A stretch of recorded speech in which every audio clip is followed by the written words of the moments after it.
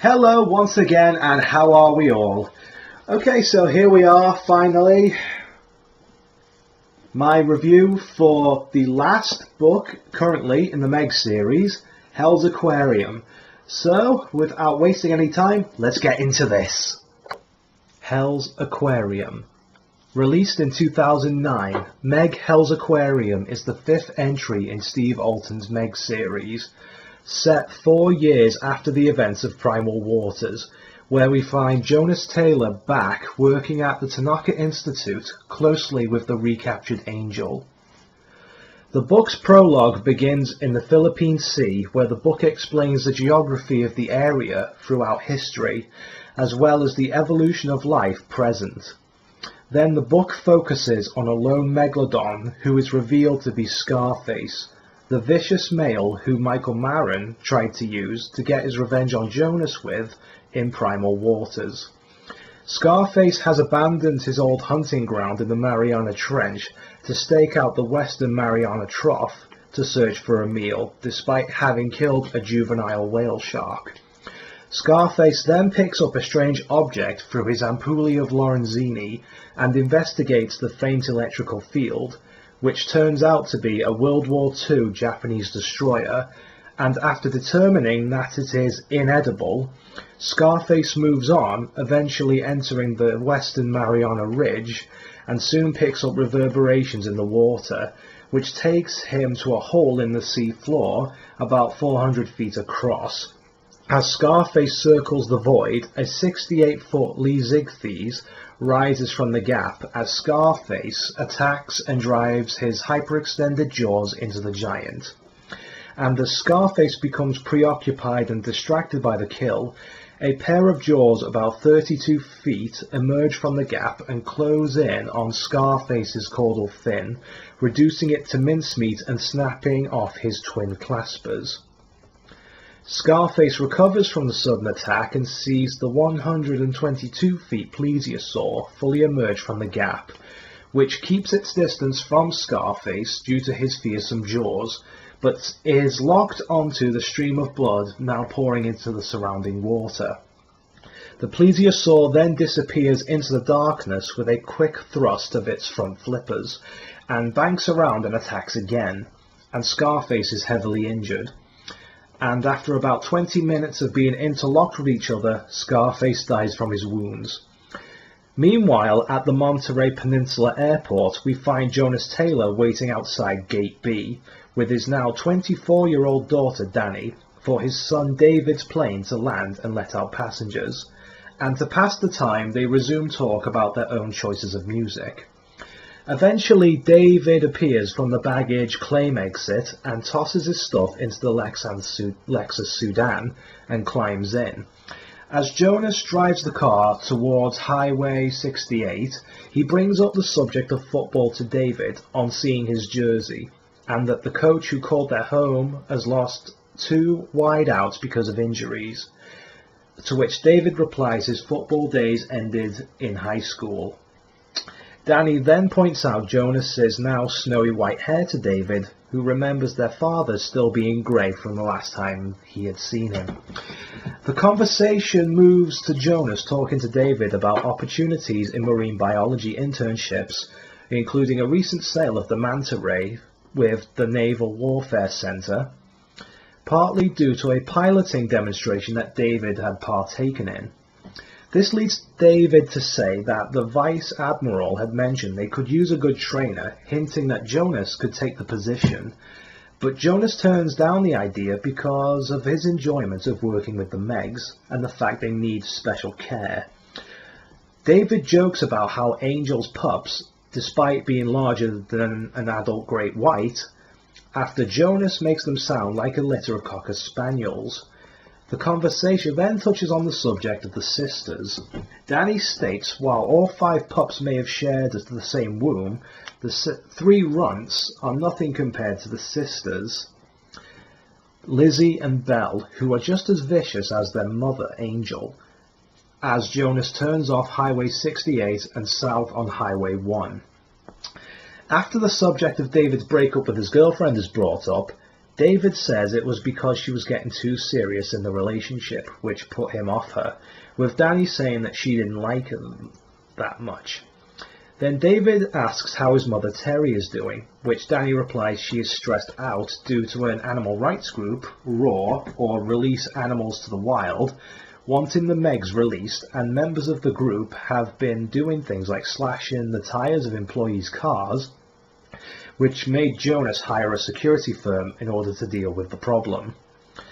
Jonas then talks about how the pens are too small for the Megs and no more expansions will be made at the Tanaka Institute along the coast because of the stay assembly, but they did offer 600 acres in Bakersfield as an alternative.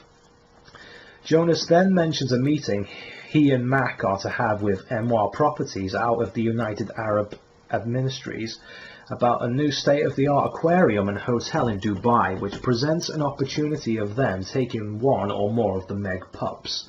Before the meeting takes place, however, 2 incidents occur, the first being where Angel goes berserk, and this results in Danny getting injured, and a guest feeder is bitten in half after the swell of water created by Angel's rampage pulls him from the A-frame and into the southern part of the tank.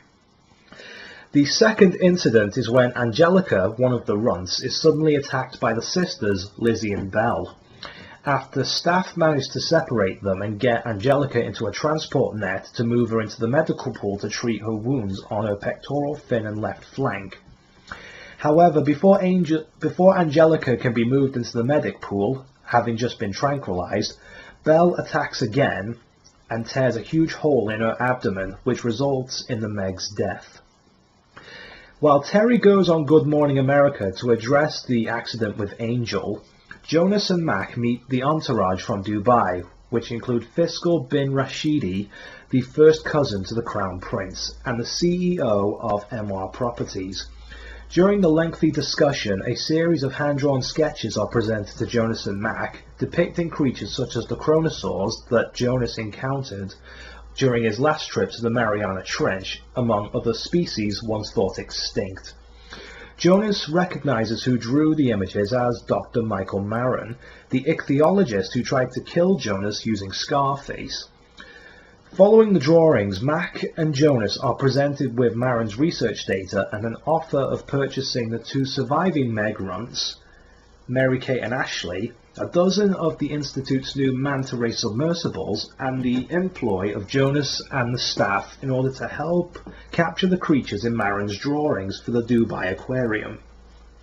Jonas and Mac laugh at the idea of them going due to their experiences in the Mariana Trench and their dealings with Maron, so they turn down their part in the deal despite the additional offer of $5 million each for their participation in the venture. The meeting ends with the Dubai entourage leaving, except for one who turns out to be the Crown Prince in disguise, and he speaks with Jonas and Mac further about the deal, and Jonas offers that David would show him the manta ray submersibles. David decides that a ride would be better than a demonstration, taking the prince with him, and puts the manta ray through its paces, which by the end impresses the prince so much he offers David the same job that he offered to Jonas and Mac. While they turn down, David accepts. Having read all the previous entries of the Meg series in order, I did find it hard to fathom just how Steve Alten could take up from where Primal Waters left off. But yes, he did surprise me with Hell's Aquarium, which returns the series from the ridiculousness of Primal Waters. The vivid detail of the Meg sensory perception, which is now a staple of the series, returns, as well as the recap for the 3 previous books is present, for all newcomers to the series to catch up, which makes the book work as a standalone fairly well. However, there are flaws, and they are as follows. Continuity. This first flaw concerns the ages of the characters, namely Danny and David Taylor, considering that Hell's Aquarium is set 4 years after the events of Primal Waters, where David and Danny were 14 and 18 respectively, while in Hell's Aquarium they're now somehow 20 and 24, when realistically they should be 18 and 22. Personally, I think this is just an oversight by the author, but I just thought I'd mention it anyway. Next would have to be the female characters. Now, most of the female cast in Hell's Aquarium are presented poorly again, with the exceptions of Terry, Mac's wife Trish, and surprisingly Danny, who seems to have grown as a person in leaps and bounds since Primal Waters, but still holds on to her gangster music preference. The other females are presented as either mentally unstable, major teasers, borderline psychotic, or just downright stupid. And they generally have bigger breasts than IQs, which some readers will just find that misogynistic, but ultimately I just found this tiresome and boring. The level of detail, now this is another personal issue, where the author describes the weight, the size, the lifting power, the construction, and the tensile strength of every piece of equipment in this book. I didn't know whether to be impressed or just annoyed by this. Mostly due to these explanations taking up sizable pieces of a chapter, which reduces the amount of story progression. Overall, to a casual reader, this would make the book overly technical, which might be off-putting, while those interested in sea exploration will absolutely love it. Story direction. While Hell's Aquarium is a step up from Primal Waters, it does suffer from similar problems, from the prologue sounding a lot like an essay. But like with the previous entry, Primal Waters, Hell's Aquarium is written in the present tense over the past tense style of the first 2 books in the series. But this time around, the flow of the story is considerably better, which makes it an overall better read. One other thing that kind of bugs me is how they all kind of, well, what I'm basically saying is, when David is offered the job by the Dubai Crown Prince, they make it sound like he's the only person in the world that can do it, so it rests a lot on the one 20-year-old college student who's cocky and just desperate to get out of his father's shadow, so that's pretty much it on that front. Okay, so Steve Alten ups the ante yet again with Hell's Aquarium, with the return of Angel along with her 5 pups, which all have their own personalities and group dynamics. Where the 3 runts, they don't clash with each other, they pretty much do whatever, while the sisters, Lizzie and Belle, form some type of symbiotic predatory relationship between them, with Belle acting as the brawn to Lizzie's brains. What's also introduced is a large menagerie of other creatures, including the chromosaurs that first showed up in the trench, as well as the new Liplorodon, which was hinted from in Primal Waters, to act as a rival to the Megs. Now, like its processor, Primal Waters, the story is split across the main focus of David going to Dubai to work at the new aquarium being financed by the Prince. There's also the subplots of Jonas dealing with the day-to-day problems of Angel and her brood, as well as the activists of the group Raw, who are using all the incidents at the Institute to push their own agenda. Hell's Aquarium acts as a kind of passing of the torch, where we see Jonas's son David quickly becoming the main character, whereas Jonas is adjusting more into a secondary role. Overall, I think Hell's Aquarium is an entertaining read and a welcome addition to the Meg series. The best way I can sum this up is by saying there's a fantastic sense of dynasty and tradition, the continuity of life, and the interaction between the generations on both sides.